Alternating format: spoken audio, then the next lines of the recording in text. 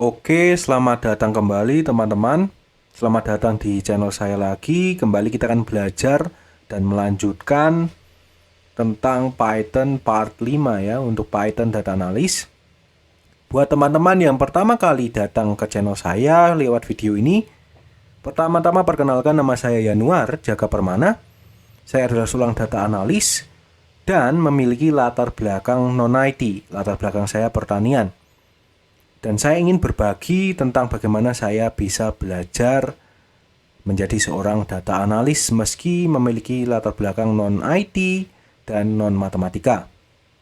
Agar teman-teman bisa lebih enak dalam mengikuti video saya, teman-teman bisa tonton lebih dulu part 1 sampai dengan part 4. Dan buat teman-teman yang sudah tonton part 1 sampai 4, kita akan belajar tentang operasi matematika. Jadi ini matematika dasar.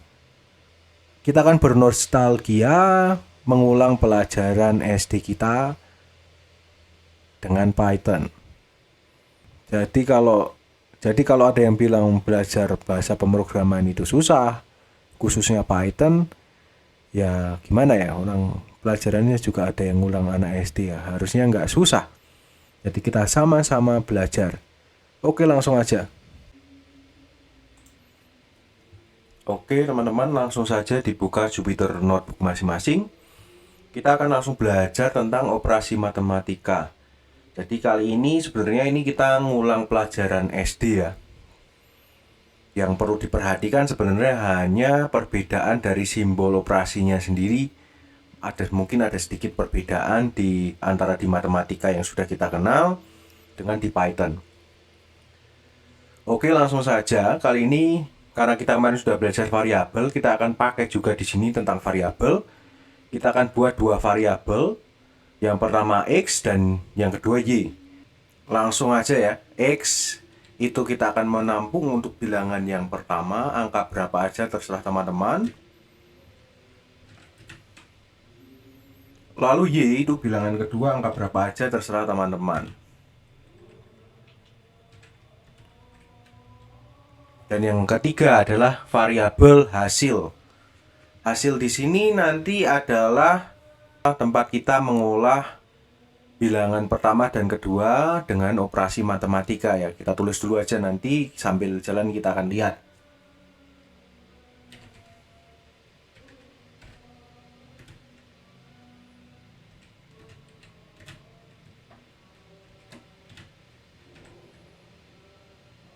Lalu sekalian kita outputkan, print dari hasil itu sendiri.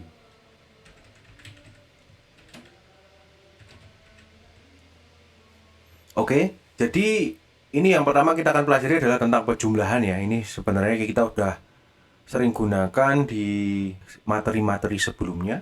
Penjumlahan, tandanya sama ya seperti tanda matematika yang sudah kita kenal, yaitu tanda plus. Tidak ada perbedaan sama sekali, jadi ya ini. Jadi ceritanya kita akan membuat sebuah kalkulator sederhana ya. Di sini ada X itu menampung bilangan yang pertama, ini mau diganti jadi 12, mau diganti yang bilangan kedua dijadikan 6 atau angka berapapun terserah teman-teman ya. Tapi intinya ini ada dua bilangan yang kita masukkan ke dalam sebuah variabel. Lalu nanti bilangan ini akan kita operasikan di variabel hasil, dan yang akan kita output adalah variabel hasilnya. Jadi kalau di sini hasil sendiri menggambarkan penjumlahan dari X dan Y. Maka seharusnya kalau kita output di sini hasilnya akan menjadi 14. Mari kita coba. Oke, dan hasilnya benar 14. Ternyata berarti Python-nya sudah lulus SD, bisa mengerjakan penjumlahan. Oke, langsung aja biar cepat karena ini pelajaran SD. Yang kedua adalah pengurangan. Untuk pengurangan juga sama dengan penjumlahan. Ini operatornya, simbolnya sama dengan simbol matematika yang kita kenal dari SD dulu, yaitu tanda minus. Kita coba ganti X minus Y. X minus Y kita coba hasilnya harusnya akan jadi 10 ya kalau ini berhasil. Dan hasilnya adalah 10. Jadi kita udah berhasil membuat sebuah kalkulator sederhana ya, yang bisa menjumlahkan dan mengurangi. Nah, tadi kita udah secara cepat belajar dua operator yang sudah sering kita pakai di latihan sebelumnya, yaitu tambah dan kurang. Selanjutnya kita akan pakai satu operator yang sebenarnya juga udah pernah dipakai. Ini operator kali. Ini sedikit berbeda dengan simbol matematika yang kita kenal, karena di kali di sini kita tidak menggunakan simbol seperti X, tapi kita menggunakan tanda bintang. Jadi kalau kita mau X kali Y, maka harus kita tulis dengan X bintang Y. Gitu ya teman-teman ya.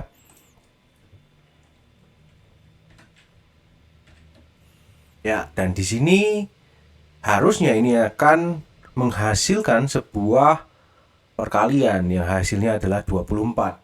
Coba kita cek. Ya, hasilnya 24. Nah, ini kenapa di sini saya pakai variabel? Ini biar teman-teman juga bisa lihat, bisa ada contoh langsung bahwa ini kegunaan variabel. Kalau di sini nanti kita butuh ganti salah satu angkanya, misalnya ini kita ganti lagi jadi 6. Kita tinggal ganti di variabelnya aja, nggak perlu nanti di rumusnya, nggak perlu di print hasilnya. Jadi enak penggunaan variabelnya itu sendiri. Oke, kita coba kalau kali 6 apakah dia langsung terganti. Kita coba kita eksekusi. Untuk eksekusi berhasil ya teman-teman. Untuk eksekusi tetap dalam line, tidak berganti baris. Kita bisa pakai CTRL plus enter ya teman-teman ya. Oke, ini cepat aja kita lanjut ke selanjutnya, yaitu operator bagi. Operator bagi bukan dengan titik 2, dengan tanda garis miring perperan ya. Ya sama saja sebenarnya, juga kita berarti udah pernah kenal, yaitu dengan garis miring. Kita ganti garis miring 1 ini menjadi sebuah pembagian. Jadi kalau itu X 12 dibagi Y 6, maka hasilnya akan menjadi 2. Kita coba eksekusi. Hasilnya 2 ya teman-teman ya. Jadi itu adalah operasi utama matematika tambah kurang kali bagi. Sangat sederhana ya teman-teman ya. Yang perlu ada catatan khusus mungkin hanya perkalian dan pembagian. Selebihnya sama ya, tambah dan kurang. Oke, selanjutnya kita akan belajar juga dengan operator-operator lain yang juga mungkin kita kenal. Sudah kita kenal di dalam matematika. Cuma kita mau lihat bagaimana cara menuliskannya di Python. Selanjutnya yang kita juga sudah sering temui adalah operator pangkat. Jadi kalau dalam Python menulis pangkat bukan angka kecil, tapi dengan tanda bintang 2 kali. Jadi logiknya kalau perkalian itu kalinya bintangnya 1. Kalau kita mau pangkatkan itu dengan cara menuliskan operator bintang 2 kali. Jadi kalau di sini X pangkat Y 12 pangkat 6, kalau kita hitung berapa itu nggak tahu, kita langsung tulis X bintang 2 kali Y. Berapa hasilnya? Ya, hasilnya seperti yang tertera. Kalau teman-teman yang tidak percaya boleh dihitung sendiri atau bisa ambil kalkulatornya. Kalau saya mah percaya saja sama Python. Jadi itu untuk pangkat ya teman-teman. Kita langsung ke operator selanjutnya. Mungkin ini agak sedikit asing, tapi juga nggak susah, yaitu operator modulus. Operator modulus itu adalah operator yang gunanya sederhana sekali sebenarnya. Itu untuk mengoutput sisa hasil bagi. Jadi kalau di sini kita ambil contoh yang sama dulu ya. X-nya 12, Y-nya 6. Kita moduluskan. Modulus itu lambangnya adalah persen. Hasilnya kan berapa? Kita coba cek. Hasilnya adalah 0. Karena 12 dibagi 6, itu hasilnya berapa teman-teman? Ya, pinter. Semuanya lulus SD. Hasilnya 2. Dan tidak bersisa atau sisanya 0. Jadi, modulusnya akan menjadi 0. Tapi coba kalau kita tulis itu 13. 13 dibagi 6. Kita coba ya. 13 dibagi 6 hasilnya 1. Kenapa? Karena tidak bisa atau bersisa. Jadi dibagi 6 hanya itu menghasilkan 2, yaitu 2 kali 6, 12, dan masih ada sisa 1. Jadi modulusnya itu adalah satunya itu, sisa hasilnya. Satu contoh lagi ya teman-teman biar paham. Kita ganti 15. 15 dibagi 6, ya hasilnya 3. Karena 15 bagi 6 adalah 2, sekian. Dan sisa pembagiannya itu 3. Karena 2 kali 6 itu 12. 15 dikurangi 12 adalah 3. Nah ini operator ini nanti kalau kita sudah menuliskan program-program yang advance, mungkin akan banyak kita pakai operator modulus ini. Jadi bisa teman-teman ingat. Kalaupun tidak ingat pun nanti ya setidaknya kalau sudah pernah tahu bahwa Python bisa menghitung modulus secara langsung, bisa teman-teman cari lewat Google ataupun ChatGPT. Sekarang ada ChatGPT ya. Langsung aja kita lompat yang ke selanjutnya, yaitu ini kebalikan dari modulus. Jadi justru dengan operator ini kita bisa tahu dia paling dekat dibagi dengan berapa walaupun bersisa. Ya, kita langsung coba aja. Operator yang ini dilambangkan dengan garis miring 2 kali. Jadi seperti tanda bagi tapi ini ditulis 2 kali. Kita coba langsung ya. Ya, tadi 15 dibagi atau di sisa hasil baginya 3. Tapi kalau kita dengan operator ini berapa ya teman-teman? Kita lihat. Hasilnya 2 karena nilai pembagi terdekat yang bisa membagi 15 dengan 6 adalah 2, walaupun nanti akhirnya sisa 3. Jadi ini kebalikan dari modulus ya teman-teman. Seandainya ini nanti kita ganti ke bilangan yang bisa habis dibagi, kita ganti 12 ya, atau 18 biar gantilah. Ya, ternyata menghasilkan 3 karena 18 memang bisa dibagi 6 dan hasilnya 3, tidak ada sisa, tidak masalah. Tapi kalau di sini kita ganti modulusnya yang kita cari, maka pasti modulusnya akan menghasilkan 0. Kita coba ya. Ya, hasilnya 0 karena 18 dibagi 6 itu tepat 3 tanpa ada sisa apapun. Jadi itu ada 6 ya. 6 apa 7? 7 operator yang sudah kita kenal. Operator matematika nanti kita akan banyak mainkan karena analisa data itu berbicara tentang matematika, maka operator-operator dasar ini akan sering kita pakai. Nah, selanjutnya apa? Ini juga sudah pernah dibahas di SD ya, tentang prioritas eksekusi.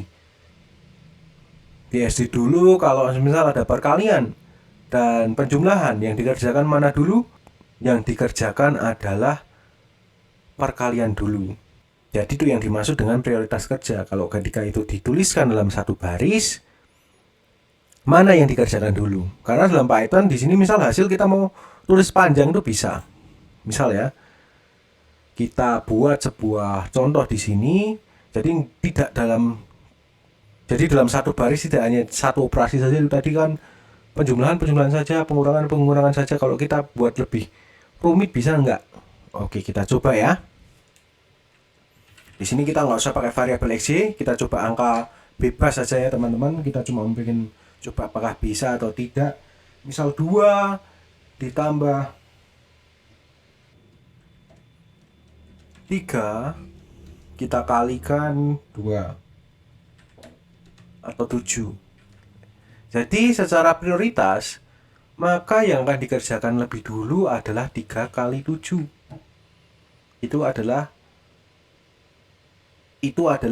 ilmu dasar ya, kita udah kenal itu dari SD. Jadi yang akan dikerjakan adalah pembagian dan perkalian.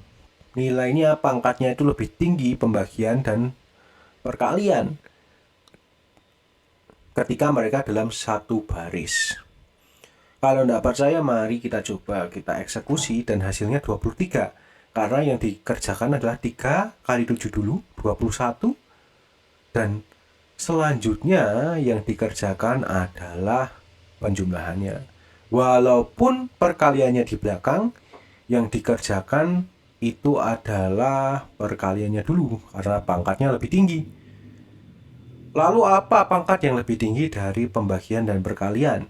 Ya, benar, jawabannya adalah eksponen atau perpangkatan itu sendiri.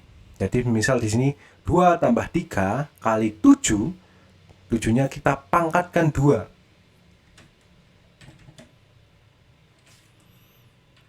Maka hasilnya yang dikerjakan adalah pangkatnya dulu, baru dikali, pangkat dulu, baru dikalikan 3, baru dijumlahkan.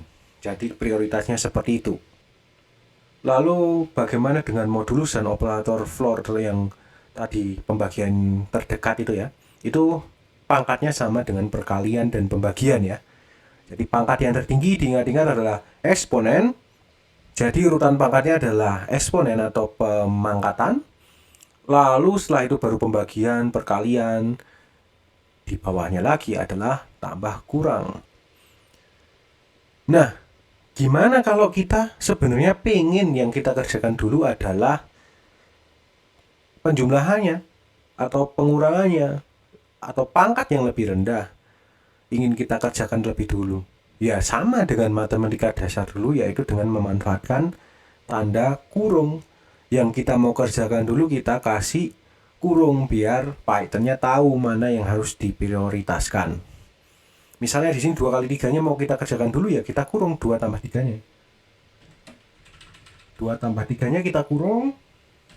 Jadi Python tahu bahwa yang dikerjakan 2 tambah 3 dulu, baru setelah itu 7 pangkat 2-nya tetap dikerjakan lebih dulu, baru dikalikan dengan hasil 2 tambah 3. Nggak percaya? Mari kita coba. Hasilnya seperti itu. Bisa teman-teman cross check. Nah, kalau ada lebih dari 2 pangkat yang kita mau rubah, misal ini setelah ditambahkan kita mau kali dulu, 7-nya jangan dipangkatkan 2 dulu. Bisa kita kurung lagi. Kita buat kurung dalam kurung seperti ini. Gak masalah. Dan hasilnya seperti apa teman-teman? Hasilnya berubah juga. Jadi ini ditambah dulu 2 tambah 3, baru dikali 7, hasil kalinya dipangkatkan 2. Dan hasilnya adalah 1225. Nggak percaya? Hitung sendiri. Jadi itu, teman-teman, kita udah belajar tentang operasi matematika. Nanti tentunya sebagai data analis kita akan banyak bermain dengan angka dan bermain dengan operasi matematika. Jadi ini walaupun sederhana pelajaran anak SD, tapi penting juga untuk teman-teman ketahui.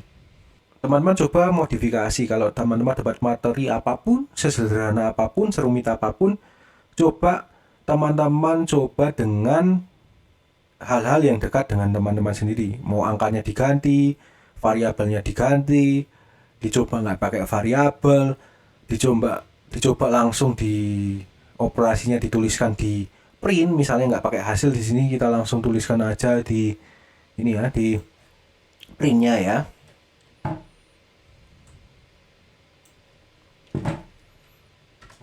Itu tetap akan mengeluarkan output. Jadi intinya adalah setelah teman-teman dapat materi dasarnya, teman-teman coba-coba sendiri. Yang teman-teman ragu silahkan coba, nanti pasti teman-teman lebih ingat.